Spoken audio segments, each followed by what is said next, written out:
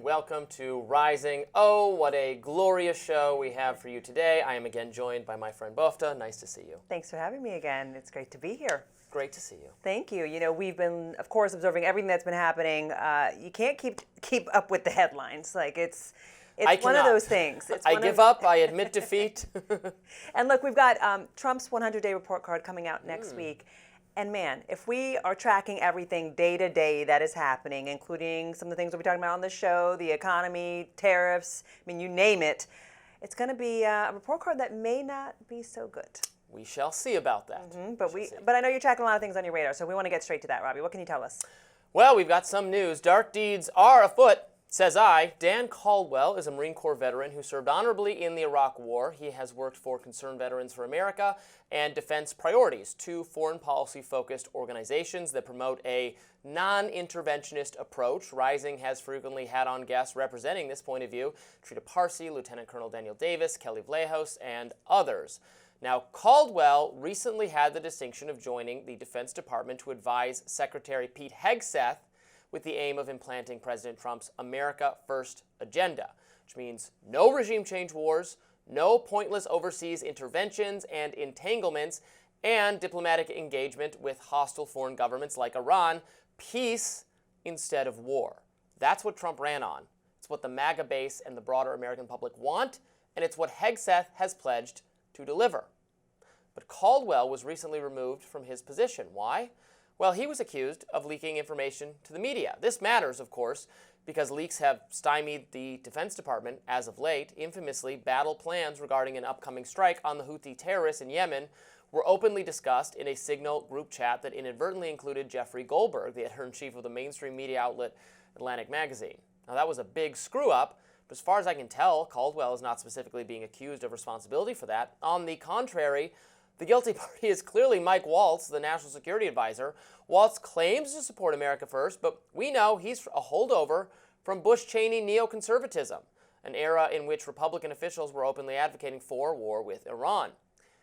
So Caldwell is taking the fall for what exactly?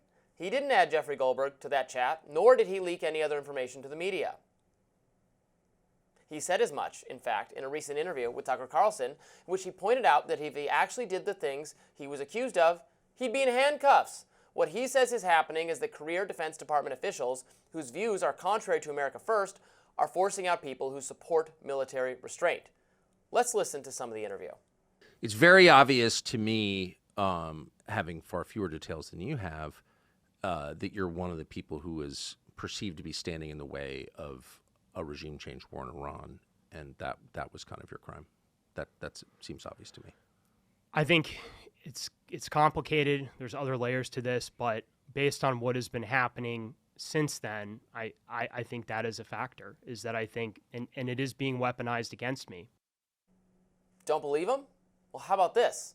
According to Caldwell, not only is the permanent defense bureaucracy still trying to run things, they actually still count among their members Susan Rice, as in the Democratic official from the Obama and Biden eras who, as U.S. ambassador, responded to the attack on the U.S. embassy in Libya, in which extremists killed the U.S. ambassador, by wrongly claiming it was a spontaneous response to an anti-Islam film. Unbelievable. Watch this. Look, Colin, and let me just say, Steve Feinberg, I didn't know him before this. I have a lot of respect for him. I do too. I think he's going to be a fantastic deputy secretary. Steve Feinberg and Colin were going to shake up how acquisitions are done, how the budgeting is done, how we do science and research. And Colin's got one speed, and that's go. And he wasn't afraid to challenge people when they're acting stupid and wanted to keep doing the same thing. Let me just say this. When America First patriots who wanted to enact Donald Trump's agenda and keep the U.S. out of war with Iran are being frog-marched out of the Pentagon, while career defense officials like Democrat Susan Rice are still involved in foreign policy, we are living in very unsafe times. And I know we've all been, interested, intrigued by, distracted by, some would say, this Signal chat, and we're going to talk about that more in a minute and whether this could actually spell the end of Pete Hegseth. We're hearing reports that his days might be numbered. Sure, and we need to demand, basic competency, et cetera, from the Secretary of Defense. But I'm more concerned about what the actual foreign policy is going to be. I think people who want conflict with Iran are winning a behind-the-scenes battle to have the people standing in their way taken out of key positions. That is what seems to be going on to me.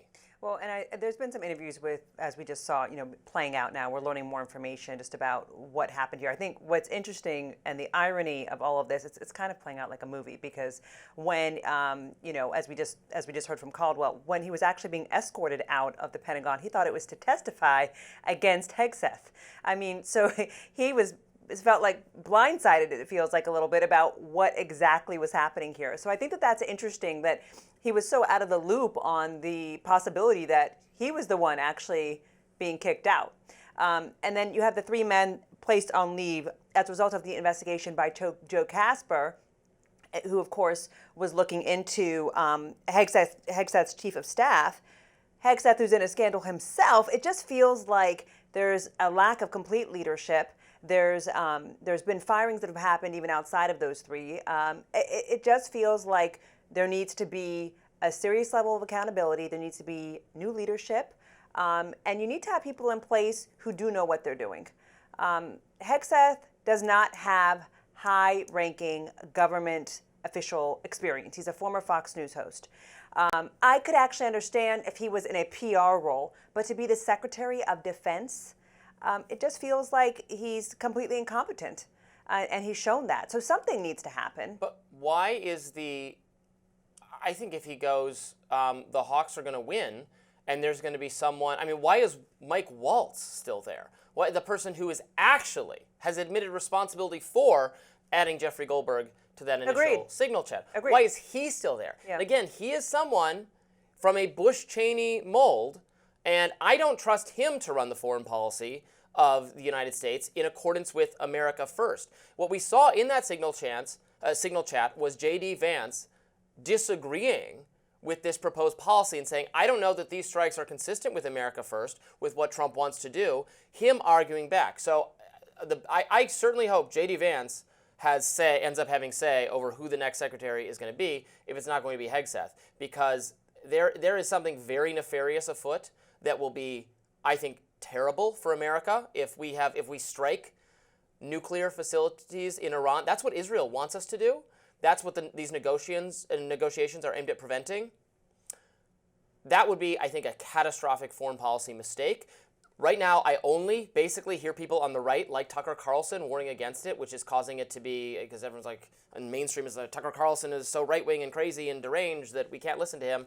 Well, we're trying to prevent a serious military conflict that will result in widespread death, that will get us involved in the Middle East. We don't want any of that. Why are we considering this? Well, I think if we broaden this out, I think the really scary part is right now the entire world is getting an inside look at how disastrous our government is and the way it's operating, and how we're operating on open signal chats. We're not taking things seriously when it comes to the timing of flights and announcing that in a chat, which could put our U.S. pilots in serious jeopardy. So I think what we're also showing the entire world is you can't take America seriously because America doesn't take themselves seriously.